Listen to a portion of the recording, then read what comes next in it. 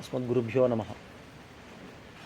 நேற்றைய தினம் எம்பெருமானுடைய பஞ்ச பிரகாரங்கள் அப்படின்னு பார்க்க ஆரம்பித்தோம். பெருமாளுக்கு 5 பிரகாரங்கள் உண்டு. பர, வியூக, விபவ, அந்தர்யாமி, அர்ச்சா அப்படின்னு 5 பிரகாரங்கள். அந்த 5 பிரகாரங்களுக்குள்ளே பரத்வம் அப்படின்னா என்ன அப்படின்னு பார்க்க ஆரம்பித்தோம் நேற்றைய தினம்.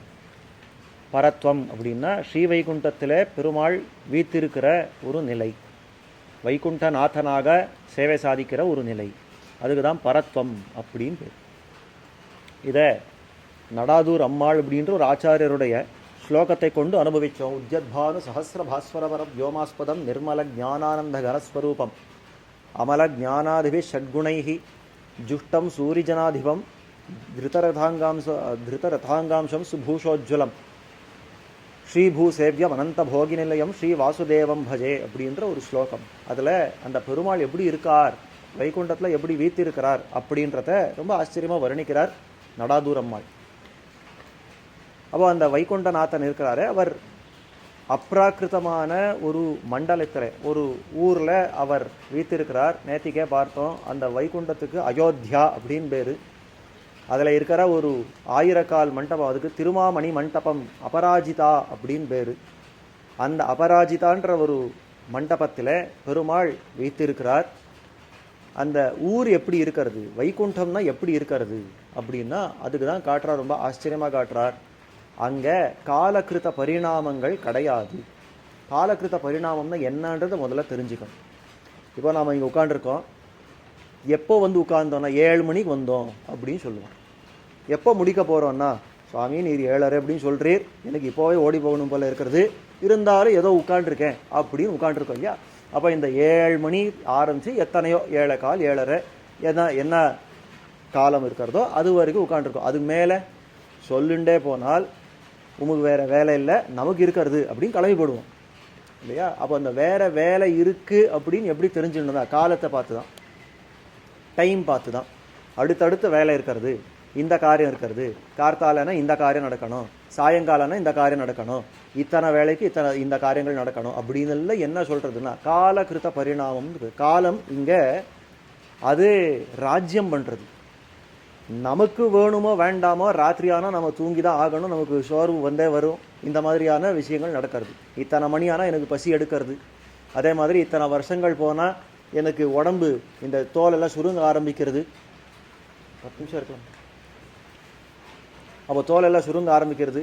வயசாக ஆக என்னுடைய அந்த தோற்றமே மாறி போகிறது. இதெல்லாம் எப்படி நடக்கிறதுனா இதெல்லாம் காலகிருத்த பரிணாமங்கள். ஒரு சின்ன குழந்தை, இப்போ பிறந்த குழந்தை ஒரு 10 வருஷத்தில் அதே மாதிரி இருக்காது.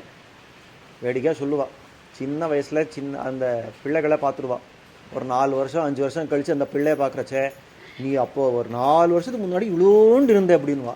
அதெல்லாம் அப்படியே இருக்க முடியுமா என்ன? 4 வருஷம் ஆனால் வளரதான் வளரும். அந்த வளரும் தேயும் அப்படின்ற இந்த விஷயங்களெல்லாம் இருக்கிறதோ இல்லையோ, இதெல்லாமே காலகிருத்த பரிணாமங்கள் அப்படின்னு பேர். ஷட்பாவ விகாரம்னு சொல்லுவாள். அஸ்தி, ஜாயத்தே, வர்த்ததே, பரிணமத்தே, வர்த்ததே, அபக்ஷீயத்தே, வினஷ்யத்தின்னு 6 விஷயங்கள் நடக்கிறது. இந்த எல்லா ஜீவராசிகளுக்கும், இது ஒரு மனுஷனுக்குன்னு இல்லை, எல்லா ஜீவராசிகளுக்கும் இந்த லோகத்தில் நடக்கக்கூடிய 6 விகாரங்கள் என்ன, ஒரே மாதிரி ஒருபடிப்பட்டிருக்கிறது இல்லை இந்த பிரகிருதி. 6 விகாரங்கள் என்னன்னா, அஸ்தி முதல்ல இருக்கிறது, சத்பாவத்தோடு இருக்கிறது. அதுக்கு மேலே ஜாயத்தை, ஏதோ ஒரு சரீரத்தை எடுத்து பிறக்கிறது.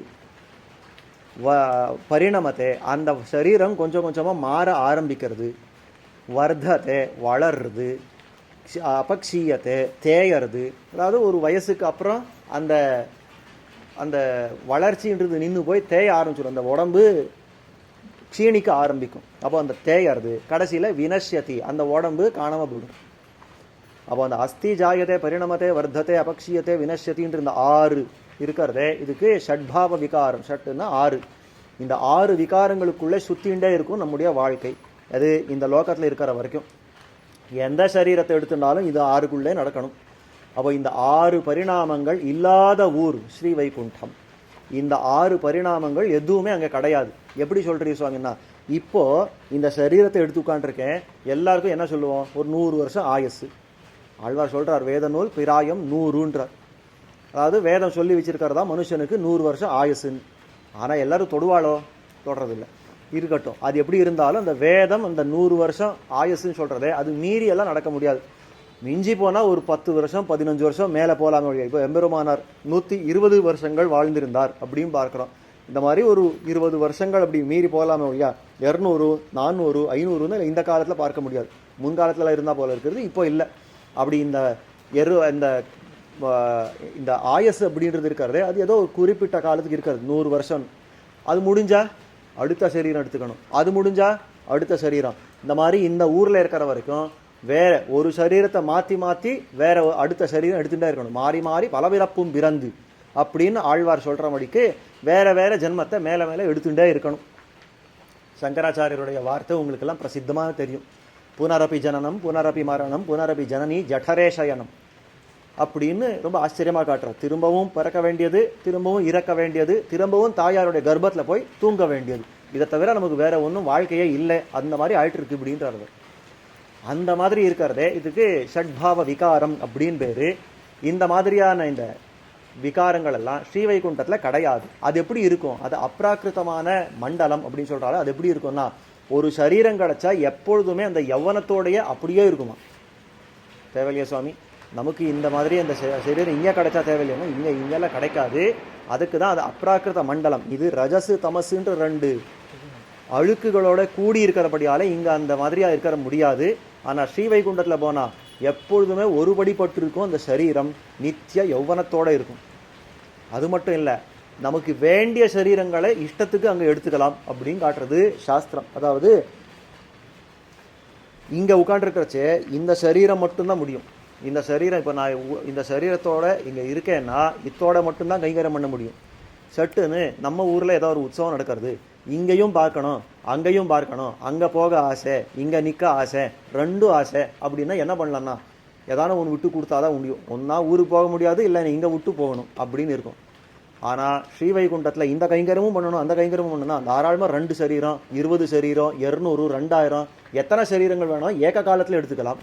ஒரே அடி அத்தனை சரீரங்கள் எடுத்து கைங்கரம் பண்ணலாம். பிரசித்தமாக ஒரு பாசுரம் சொல்கிறத உண்டு. சென்னால் குடையாம் இருந்தால் சிங்காசனமாம் நின்னால் மரவடியாம் நீழ்கடலுள் என்னும் புனையாம் அணிவிளக்காம் பூம்பட்டாம் புல்குமனையாம் திருமார்கழுவு அப்படின்னு ஆழ்வாருடைய பாசுரம். அதில் சொல்கிறச்சே ஆதிசேஷன் அரவரசன் அந்த ஆதிசேஷன் இருக்கிறாரே அவர் எப்படியெல்லாம் கைங்கரியம் பண்ணுறார் பெருமாளுக்கு. இந்த நித்தியசூரிகளில் தலைவரானவர் ஆதிசேஷன். அந்த ஆதிசேஷனுக்கு ஏன் ஆதிசேஷன்னு பேர்? அவருக்கு அனந்தன்னு திருநாமம். அனந்தன் இருந்தாலும் நாம எல்லாம் சொல்றது பிரசித்தமாக சொல்றது யார்? ஆதிசேஷன் அப்படின்னுவோம். ஜெகத்தில் கேட்டு பாருங்க, எல்லாருக்கும் அனந்தாழ்வான் தெரியுமான்னா தெரியாது அப்படின்னுவான். ஆதிசேஷன் எல்லாருக்கும் தெரியும். பாம்பு அரவரசன் அப்படின்னு எல்லாருக்கும் தெரியும். எப்படி சுவாமின்னா அந்த அளவுக்கு பிரசித்தி பெற்றவர். ஆதிசேஷன் பிரசித்தி பெற்றவர். என்ன அர்த்தம்? ஆதிசேஷன் அப்படின்னா முதல் கிங்கரன் அப்படின்னு அர்த்தம். முதல் கிங்கரன் அதாவது முதல் அடிமை அப்படின்னு அர்த்தம். அந்த அளவுக்கு கைங்கரம் பண்ணுவாரா? எப்படி கைங்கரம் பண்ணுவார்னா சென்னால் குடையாம். பெருமாள் இந்த மாதிரி மழையில போறச்சவோ அந்த வெயிலில் போறச்சவோ பெருமாளுக்கு குடையா வருவார். பிரசித்தமாக பார்க்கணும் இந்த சரித்திரம். கண்ணன் பிறந்த உடனே தான் அந்த மதுரையை விட்டு கோகுலத்துக்கு போகணும் அப்படின்றச்சே நல்ல பெயர மழையில வசுதேவன் அப்படி போறச்சே மேலே ஆதிசேஷனை வந்து ரட்சிச்சு கொடுத்தார் அப்படின்னு பார்க்குறோம். அப்போ அந்த சென்னால் குடையாம் பெருமாளுக்கு கொடையா நிற்கிறார் ஆதிசேஷன். இருந்தால் சிங்காசனமாம் அவன் வீழ்த்திருக்கணும். ஒரு ஆஸ்தானத்தில் ஓலக்கத்தில் வீழ்த்திருக்கணும்னா ஒரு ஆசை சிங்காசனமே அவர் இருக்காரா ஆதிசேஷன். சென்னால் குடையாம் இருந்தால் சிங்காசனமாம் நின்னால் மரவடியாம் அவர் நின்னா அவருக்கு மரவடி அதாவது திருவடி அந்த நிலைகள் இருக்கணுமோ இல்லையோ பாதுகைகள் இருக்கணுமோ இல்லையோ அது யாருன்னா ஆதிசேஷன். நின்னால் மரவடியாம் நீழ்கடலுள் என்னும் புனையாம்.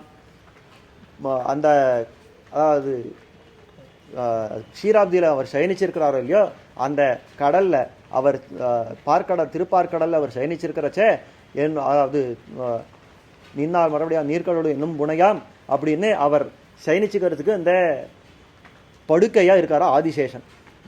அதாவது நீள்கடவுள் என்னும் புனையாம் மணிவிளக்காம் பூம்பட்டாம். இதுக்கு மேலே சயனிச்சிருக்காருன்னா ஆதிசேஷன் மடியில் பெருமாள் சயனிச்சிருக்காருன்னா ஒரு சின்ன குழந்தை ஆட்டம் ஆதிசேஷன் அவரை பார்த்துக்கிறார்.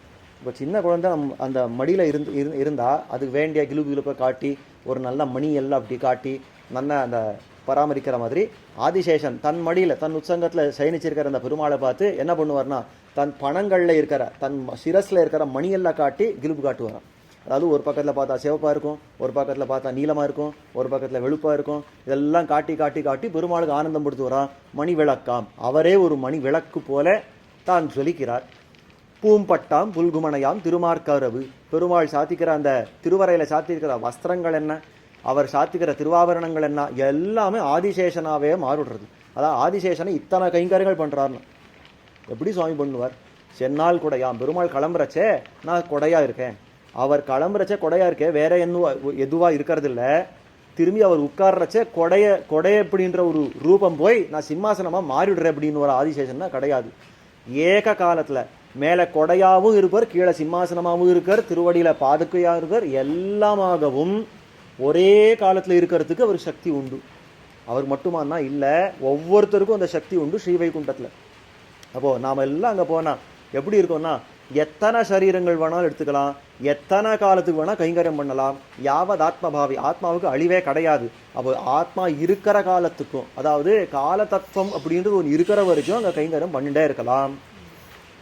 அங்கே இந்த காலக்கிருத்த பரிணாமம் இல்லைன்னு சொன்னேன்னு அதுக்கு தான் திரும்பி வரணும். அப்போ அங்கே என்ன நடக்கும்னா, அங்கே ஒரு வருஷம் போச்சு, எனக்கு வயசாகிடுச்சு, 2 வருஷம் போச்சு, இன்னும் கொஞ்சம் வயசு கூடித்து, ஒரு 50 வருஷம் போச்சு, நன்னாவே தோல் சுருங்க ஆரம்பிச்சுடுத்து, ஒரு 100 வருஷம் போச்சு, நான் கால் நடக்காது, கையில் ஒன்றும் ஆகாது அப்படின்னு ஒன்றும் சொல்ல முடியாது. அங்கே எத்தனை 1000 கோடி கணக்கான வருஷங்கள் போனாலும் ஒன்றுமே மாறாது, ஒரேபடிபட்டு இருக்கும். நகாலஸ் தத்ரவை பிரபு அப்படின்னு காட்டுறா ஸ்ரீ வைகுண்டத்தில்.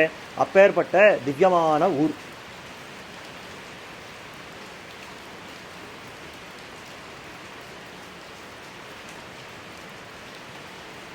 இந்த மாதிரியான இந்த காலக்கிருத பரிணாமம் இல்லாத அந்த தேசத்திலே பெருமாள் வீத்திருக்கிறான்.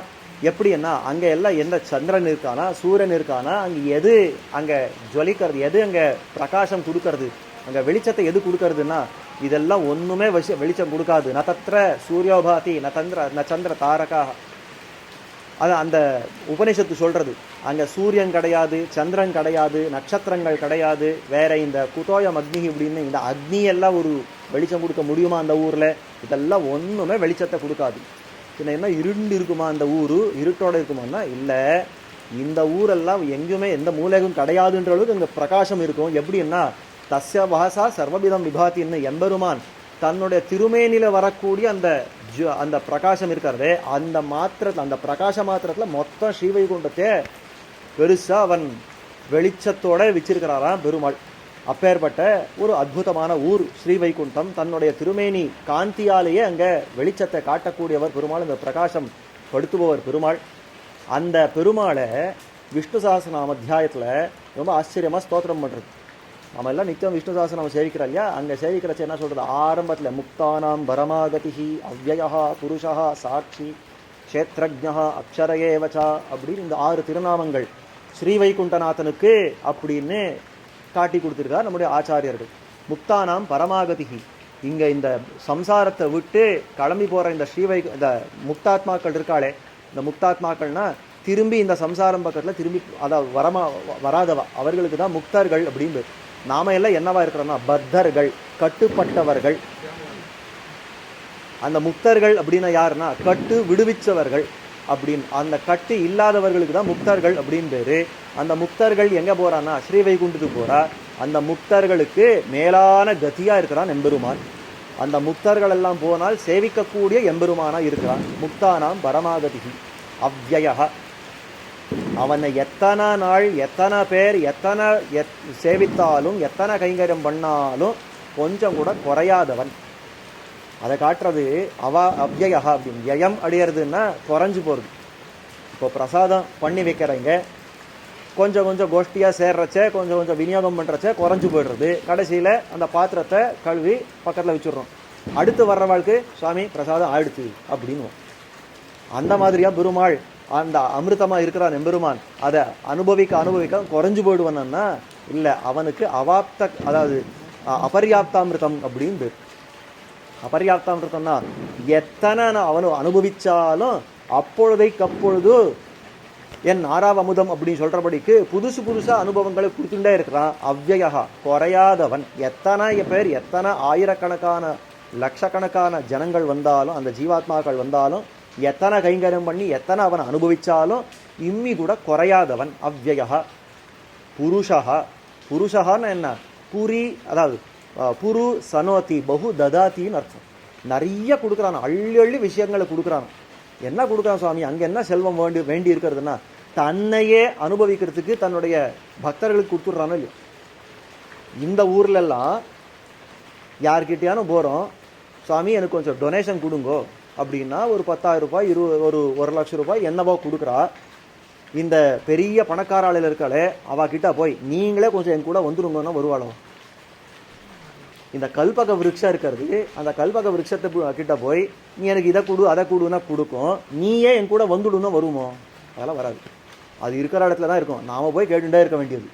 அந்த மாதிரி பெருமாள் எங்கேயோ உட்காண்டிருப்பார், நாம் போய் கேட்டுட்டே இருக்கணும், அவன்கிட்ட என்ன வேணுமோ அதை கேட்டு பெற்றுட்டே இருக்கணும் அப்படின்னு சொல்லலாமன்னா அவசியமே இல்லை.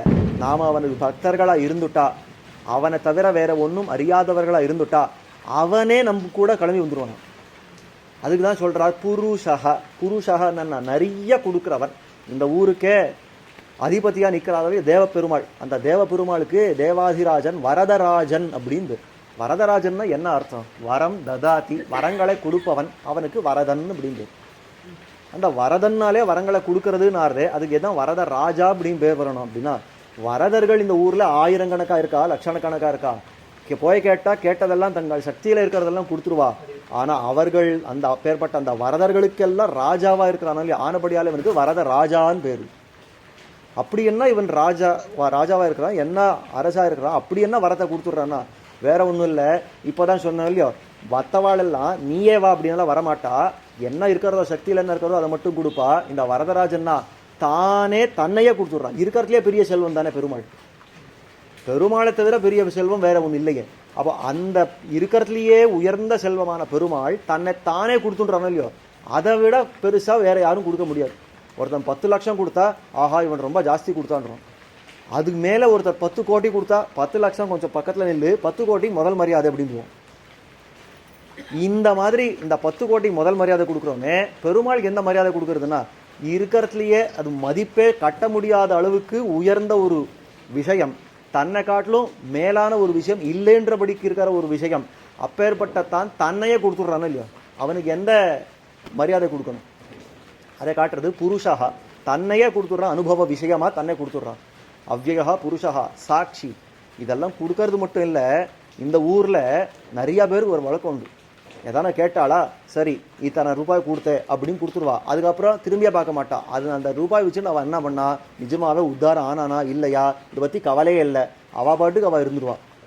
அந்த மாதிரியா பெருமாள் அப்படின்னா கிடையாது. சாட்சி. சாட்சின்னா ஒவ்வொரு ஜீவாத்மாவும் ஒழுங்காக என்ன அனுபவிக்கிறதா அப்படின்னு உள்ளே இருந்து தான் பார்க்குறான்.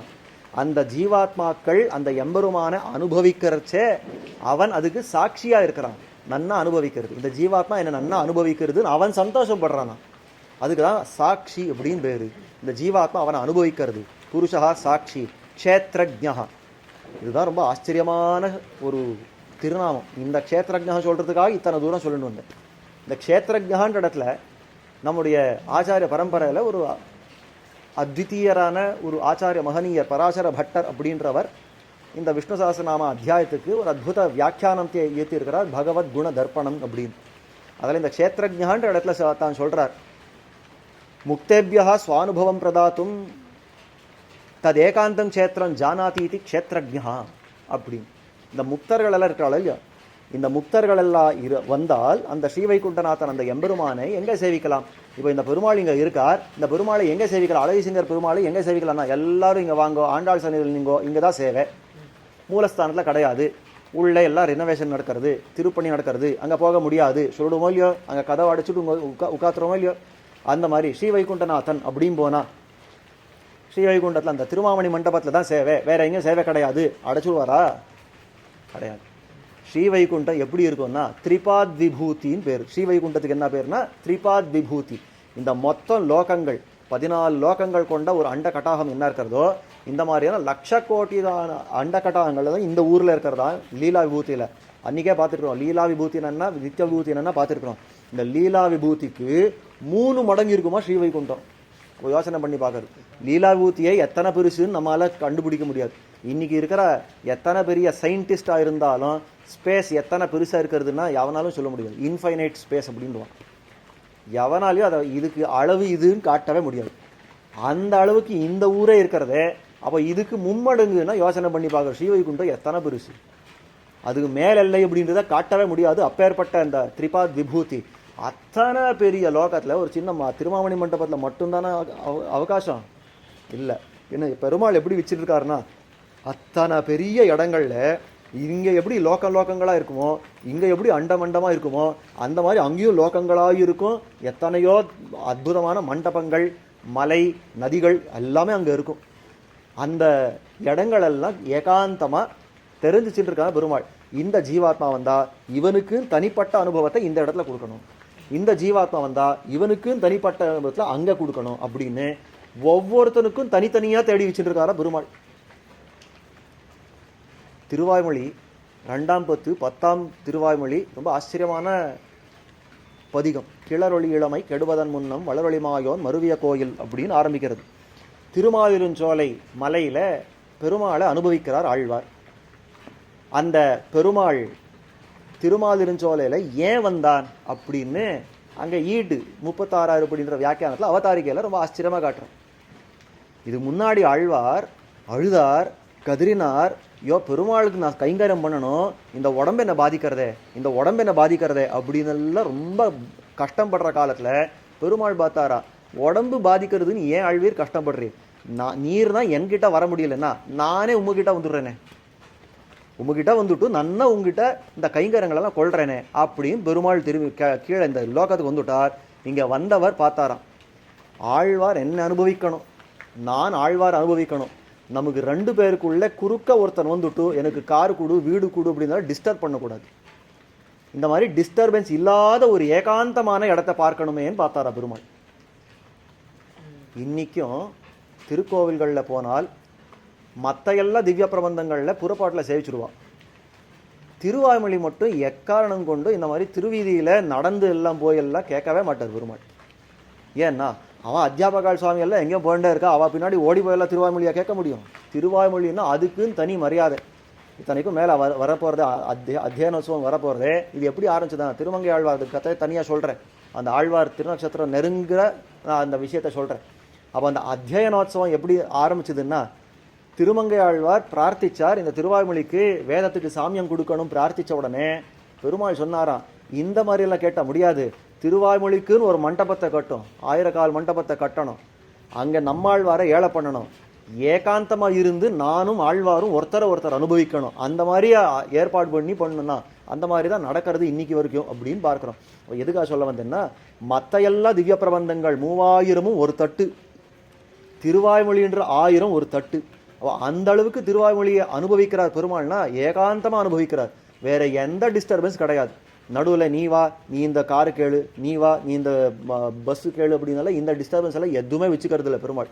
திருவாய்மொழி கேட்கணும்னா எல்லா மேளதாளங்கள் எல்லாம் தனியாக பக்கத்தில் நிற்கணும்.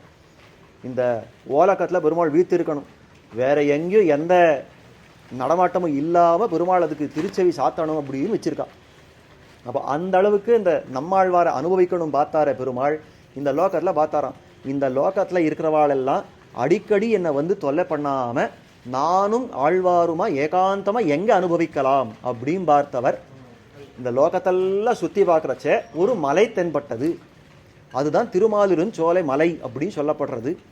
அதாவது 1000 ஆறுகளும் சுனைகள் பல 1000ம் 1000 பூம்புலனுடைய மாலிருஞ்சோலை கதை அப்படின்னு ஆழ்வார் பாடுறார். அந்த மாதிரி ரொம்ப ரமணீயமான இடம், ஏகாந்தமான இடம், யாரும் வந்து அவனை தொந்தரவு பண்ணாத இடம். அந்த மாதிரியான இடத்த பார்த்து ஆழ்வாருக்கு இங்கன்னா நான் இந்த ஆழ்வாரை அனுபவிக்கணும் அப்படின்னு அங்கே நின்று, ஆழ்வீர் இதோ பாரு இந்த தெற்கு திருமலையில நான் நிற்கிறேன், இங்கே வந்து நான் அனுபவியும்னு அங்கே கூட்ட உடனே ஆழ்வார் பாட ஆரம்பிச்சுட்டார். கிளரொளி இளமை கெடுவதன் முன்னம் வளரொளி மாயோன் மருவிய கோயில் வளரளம்பொழில் சூழ் மாலிருஞ்சோலை தளர்வலாகில் சார்வது சதிரி அப்படின்னு ஆழ்வார் பாட ஆரம்பிச்சுட்டார். இந்த விஷயத்தை ஸ்ரீவைகுண்டநாதன் ஒவ்வொரு ஜீவாத்மாவும் பண்றானோ. இந்த ஜீவாத்மா வந்தா வேற எந்த டிஸ்டர்பன்ஸும் இல்லாம இவன் ஒருத்தனையே வச்சு நான் அனுபவிக்கணும் அப்படின்னு ஒவ்வொரு ஜீவாத்மாவுக்கும் இடம் பார்த்து வச்சிருக்கார் எம்பெருமான். க்ஷேத்ரஜ்ஞா, அந்த ஸ்ரீவைகுண்டம் முழுக்க அந்த மாதிரி க்ஷேத்திரம் இடமா பார்த்து வச்சிருக்கானா, லோகங்களா பார்த்து வச்சிருக்கானா. அத்தனை இடங்கள், அத்தனை மண்டபங்கள், அத்தனை மலைகள், நதிகள், எத்தனை வைபவங்கள் உண்டோ எல்லாம் இருக்கிற அந்த வைகுண்டம், அந்த இடத்துல பெருமாள் நமக்கு இந்த அனுபவத்தை கொடுக்கறது காத்திருக்கிறார். க்ஷேத்ரஜ்ஞா. சரி, அந்த இடத்துல போய் அவனை அனுபவிக்கிறச்சே இத்தனை போரும், இந்த அனுபவம் ஒரு நாள் போரும், 2 நாள் போரும், 200 வரும்னா அக்ஷரஹா, கொள்ள குறையாத அனுபவத்தை கொடுத்துட்டே இருக்கிறவர். எத்தனை காலத்துக்கும் அந்த அனுபவத்தை கொடுத்துட்டே இருக்கிறவர். வேடிக்கையாக ஒருத்தர் சொன்னார், சுவாமி நான் கிருஷ்ணாவதாரத்தில் இங்கே பிறக்கலையே, இந்த கிருஷ்ணாவதாரத்தில் அந்த லீலைகளெல்லாம் அனுபவிக்கலையே, ராமாவதாரத்தில் அந்த லீலைகளை அனுபவிக்கலையேனா. குறையே வேண்டாம். ஏன் தெரியுமா? ஸ்ரீவைகுண்டத்துக்கு போனால் நானும் பெருமாளும் ஏகாந்தமாக உட்காந்துருவோம் இல்லையோ, அவன் நமக்கு அனுபவம் கொடுக்கறதுக்குன்னு ஒரு இடத்த பார்த்து வச்சுக்கிறாள் இல்லையோ, அங்கே போய் உட்காந்து அவன் தலையில் தட்ட வேண்டியது. நீ அன்றைக்கி அந்த அவதாரங்கள் எல்லாம் எடுத்தியே, இப்போ எல்லாத்தையும் ஒன்றா காட்டு. எனக்கு இப்போ அர்ஜென்ட் எங்கேயும் இல்லை, எங்கேயும் ஓடி போகணுன்ற அவசியம் இல்லை, இத்தனை நாளுக்குள்ளே முடியணுன்ற ஒரு நிர்பந்தம் இல்லை, ஒன்றுமே இல்லை. எத்தனை நாள் இருக்கிறதோ அத்தனை நாளும் அனுபவிச்சுட்டே இருக்க, எல்லாத்தையும் காட்டு, நன்னா அனுபவிச்சுடலாம். அந்த அளவுக்கு கொள்ள குறையாத ஒரு அனுபவமாக கொடுக்குற எம்பெருமான் அந்த வைகுண்டநாதன். இந்த திருநாமங்கள் எல்லாம் அதுதான் காட்டுறது அப்படின்னு நம்முடைய ஆச்சாரியர்கள் காட்டுறார். இப்பேற்பட்ட அந்த ஸ்ரீ வைகுண்டநாதனுடைய படிகளை ஏதோ யதாசக்தி நாம் அனுபவித்தோம். இது மேல் கொண்டு திருப்பார்கடல்ல பெருமாள் எப்படி சயனிச்சிருக்கிறார், அங்கே எதுக்காக வந்தார், அவருடைய படிகள் என்ன அப்படின்றதெல்லாம் நாளைய தினம் அனுபவிக்க பிராப்தம். ஸ்ரீமதே ராமானுஜாயன்.